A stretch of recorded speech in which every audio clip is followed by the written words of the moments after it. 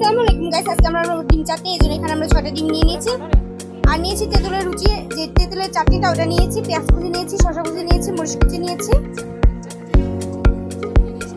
সাথে 2টা শুকনো মরিচও নিয়ে নিয়েছি। আর এখানে আমরা ডিমগুলোকে সেদ্ধ করে নিচ্ছি। এখন ডিমগুলোকে ছেলে নিচ্ছি, সেদ্ধ করা হয়ে গেছে, ছেলে নিচ্ছি সব ডিমগুলোকে।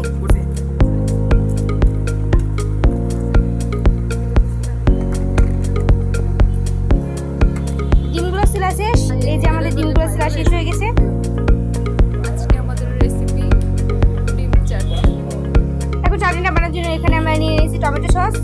এখন ডিমগুলোকে আগে কেটে নিতে হবে, কেটে নিচ্ছি ডিমগুলোকে। তারপর এখানে তেঁতুলের আচার, পেঁয়াজ কুচি, মরিচ কুচি, শসা কুচি দিয়ে সরিষার তেল দিয়ে দিচ্ছি এখানে আমরা,